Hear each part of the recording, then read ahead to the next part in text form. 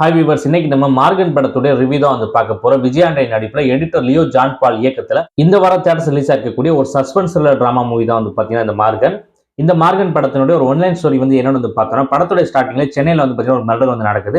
அது வந்து போலீஸ் வந்து இன்வெஸ்டிகேஷன் வந்து பண்றாங்க. பெருசா பார்த்தீங்கன்னா எந்த தடையும் வந்து கிடைக்கல. இதே மாதிரி பார்த்தீங்கன்னா கொஞ்சம் வருஷத்துக்கு முன்னாடி ஆல்ரெடி ஒரு மர்டர் வந்து நடந்திருக்கு.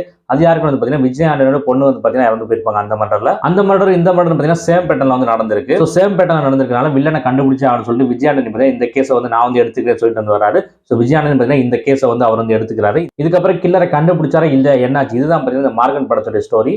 இந்த படம் எப்படி வந்து ஸ்டார்ட் ஆகுதுன்னா, வழக்கமா எல்லா மர்டர் மிஸ்ட்ரி த்ரில்லர் மாதிரி தான் ஸ்டார்ட் ஆகுது. ஒரு சீரியல் கில்லர் மூவி டைப்ல வந்து ஸ்டார்ட் ஆகுது. ஆனா மத்த படங்கள் மாதிரி இது போகுதான்னு வந்து கேட்டீங்கன்னா கண்டிப்பா அப்படி வந்து போகல. இது டோட்டலி பார்த்தீங்கன்னா டிஃபரெண்டா வந்து இருக்கு.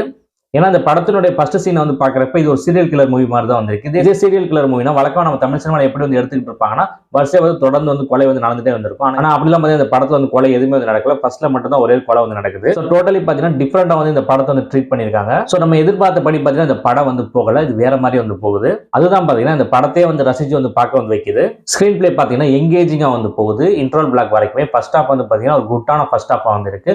செகண்ட் ஹாஃப் ஆரம்பிச்சது பார்த்தீங்கன்னா படம் வந்து நல்லா வந்து ரேசியா வந்து போகுது, எங்கேஜிங்கா தான் வந்து போகுது.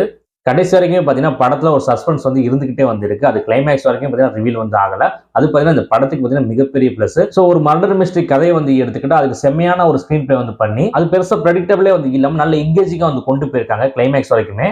இதே மாதிரி நிறைய படங்கள் வந்து நம்ம தமிழ் சினிமா வந்து பார்த்துட்டு இருப்போம். வாரத்துக்கு பார்த்தீங்கன்னா ஒரு சீரியல் கில்லர் மூவி, ஒரு மர்டர் மிஸ்ட்ரி மூவி வந்து பார்த்தீங்கன்னா ரிலீஸ் ஆகிட்டு தான் வந்து இருக்கு. ஆனா அதுலலாம் வந்து பார்த்தீங்கன்னா இந்த படம் வந்து ரொம்ப வந்து வேறுபட்டு வந்து இருக்கு. இந்த படத்தை அதே மாதிரி வந்து எடுத்துருக்கலாம். ஆனா இந்த ஸ்கிரீன் பிளேல பண்ண விதம் வந்து பார்த்தீங்கன்னா டோட்டலா அந்த படத்தை வந்து மாத்தி இருக்கு. ஏன்னா இந்த படத்துல அந்த மர்டர் மிஸ்ட்ரியை மட்டும் வந்து எடுத்துட்டு வந்து போகல. அப்படி போயிருந்தாங்கன்னா இதுவும் பார்த்தீங்கன்னா ஒரு நார்மலான படமா தான் வந்து இருந்திருக்கும். ஆனா பார்த்தீங்கன்னா இவங்க இதுக்குள்ள நிறைய எலிமெண்ட்ஸ் வந்து ஆட் பண்ணிருக்காங்க. எந்த அளவுக்கு சுவாரஸ்யப்படுத்த முடியுமோ அந்த அளவுக்கு சுவாரஸ்யப்படுத்தி வந்து கொண்டு போயிருக்காங்க. ஸோ படம் பார்க்குற நமக்கு எங்கேயுமே பார்த்தீங்கன்னா படம் வந்து ஸ்லோவாக போகிற மாதிரி ஃபீல் ஆகல, லேகும் வந்து ஆகலை. செகண்ட் ஹாஃப்ல மட்டும் பார்த்தீங்கன்னா சின்னதாக வந்து லேக் இருக்குது. பெருசாக பார்த்தீங்கன்னா இந்த படத்தில் லேக் எதுவுமே வந்து இல்லை, ஸ்லோவாக வந்து போகல. ஸ்கிரீன் பிளே நல்லா ரேசியாகவே போகுதுன்னு சொல்லலாம். இந்த படத்தினுடைய டேரக்டர் வந்து லியோ ஜான் பாலுக்கு இதான் பார்த்தீங்கன்னா ஃபர்ஸ்ட் படம். அவர் பார்த்தீங்கன்னா எடிட்டராக நிறைய படங்கள் ஒர்க் பண்ணியிருந்தாலும் டேரக்டரா பார்த்தீங்கன்னா அவருக்கு இதான் வந்து ஃபர்ஸ்ட் படம். ஆனால் ஃபர்ஸ்ட் படம் எடுத்த மாதிரி வந்து தெரியல, வந்து எக்ஸலண்டா வந்து எடுத்திருக்காரு. அவரே எடிட்டருங்கன்னா நல்லா வந்து பார்த்தீங்கன்னா எடிட்டும் வந்து பண்ணியிருக்காரு. சினிமாட்டோகிராஃபி பார்த்தீங்கன்னா டாப் நோட்ஸ்ல வந்து இருந்துச்சு இந்த படத்துல. விஜய் ஆண்டனி தான் பார்த்தீங்கன்னா மியூசிக் வந்து போட்டிருக்காரு. சாங்ஸ் வந்து ஓகே வந்து இருந்துச்சு. கிளைமேக்ஸ் வரக்கூடிய சாங் பார்த்தீங்கன்னா சூப்பராக வந்து இருந்துச்சு. மற்றபடி இன்னும் 2 சாங் வந்து இருக்கு, அது பெருசாக வந்து ஒர்க் ஆகல. ஆனால் பிஜிஎம் வந்து பார்த்தீங்கன்னா நல்லாவே வந்து போட்டிருந்தாரு. அஜய் தீசன் அப்புறம் விஜய் ஆண்டனி 2 பேர் தான் பார்த்தீங்கன்னா மெயின் லீடா வந்து வந்து பண்ணியிருக்காங்க. 2 பேரோட பெர்ஃபார்மன்ஸ் பார்த்தீங்கன்னா சூப்பராக வந்து இருந்துச்சு. அப்புறம் இந்த படத்தில் தேவையில்லாத சீன் வந்து எதுவுமே வந்து கிடையாது. முக்கியம் பார்த்தீங்கன்னா லவ் போர்ஷன் ஒன்று இல்லை வந்து இல்லை, ஹீரோயின் ஒருத்தவங்க பார்த்தீங்கன்னா கிடையாது. அது பார்த்தீங்கன்னா இந்த படத்துக்கு பெரிய பிளஸ் நான் வந்து சொல்லுவேன். இந்த மாதிரி படங்களுக்குலாம் அந்த மாதிரி சீன்கள்லாம் பார்த்தீங்கன்னா அவாய்ட் பண்றதா பார்த்தீங்கன்னா நல்லது. ஏன்னா கொஞ்ச நாளைக்கு முன்னாடி வந்து பார்த்தீங்கன்னா 11 ஒரு படம் வந்துச்சு, எல்லாராலையும் பாராட்ட வந்து பெற்றுச்சு, நல்லாவே வந்து பார்த்தீங்கன்னா ஓடிச்சு.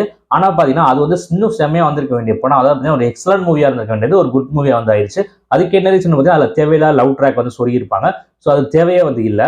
அது மட்டும் இல்லாமல் ஹீரோக்கு பார்த்தீங்கன்னா பில்டப் கொடுக்க சொல்லிட்டு நிறைய சீன்ஸ் வந்து எடுத்து வச்சிருப்பாங்க. அந்த மாதிரி பார்த்தீங்கன்னா இந்த படத்துல எந்த ஒரு காட்சி அமைப்பே பார்த்தீங்கன்னா கிடையாது. ஸோ இந்த மாதிரி ஒரு சீரியல் கில்லர் மூவி, ஒரு மர்டர் மிஸ்ட்ரி மூவிக்கெல்லாம் இந்த மாதிரி லவ் ட்ராக் வந்து தேவையே வந்து இல்லை, ஹீரோயின்லாம் பார்த்தீங்கன்னா தேவையே வந்து இல்லை.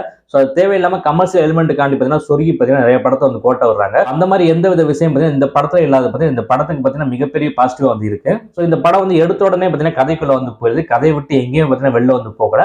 கடைசி வரைக்கும் பார்த்தீங்கன்னா அந்த சஸ்பென்ஸோடய வந்து படம் வந்து போகுது. கிளைமேக்ஸ் பார்த்தீங்கன்னா அன்எக்ஸ்பெக்டடா வந்து இருந்துச்சு. ஒரு தரமான படத்தை வந்து லியோ ஜான் பால் கொடுத்திருக்காருன்னு சொல்லலாம். விஜய் ஆண்டனிக்கு பார்த்தீங்கன்னா ரொம்ப நாளைக்கு அப்புறம் இந்த படம் வந்து ஒரு மிகப்பெரிய கம்பேக்கா வந்து இருக்குங்கிறதுல சந்தேகமா வந்து இல்லை. ஒட்டுமொத்தமா பாக்குறப்ப இந்த படம் வந்து எப்படி இருந்துச்சு வந்து கேட்டீங்கன்னா, எல்லா விதமான ஆடியன்ஸுக்கும் பிடிக்கக்கூடிய, எல்லா விதமான ஆடியன்ஸை சாட்டிஸ்ஃபை பண்ணக்கூடிய ஒரு தரமான சஸ்பென்ஸ் த்ரில்லர் மூவி தான் பார்த்தீங்கன்னா இந்த மார்கன். இந்த படம் எனக்கு வந்து பிடிச்சிருந்துச்சு. இந்த படத்துக்கு என்னோட ரேட்டிங் வந்து 5க்கு 3.5. இந்த படத்துல ஒரு சில லாஜிக் மிஸ்டேக்ஸ் வந்து இருக்கு, அதெல்லாம் சரி பண்ணியிருந்தாங்கன்னா இது இன்னும் ஒரு தரமான படமாவே வந்து வந்திருக்கும். இருந்தாலும் இந்த படம் வந்து யாரையுமே வந்து டிசப்பாயின்மெண்ட் வந்து பண்ணாது. இது ஒரு ஒர்த் வாட்சபிள் மூவி. தொடர்ந்து சினிமா ரிவ்யூஸ் பார்க்கறதுக்கு, சினிமா சம்பந்தமான சுவாரஸ்யமான வீடியோஸ் வந்து பார்க்கறதுக்கு மறந்துடாம நம்ம சேனல் வந்து சப்ஸ்கிரைப் பண்ணி வச்சுக்கோங்க.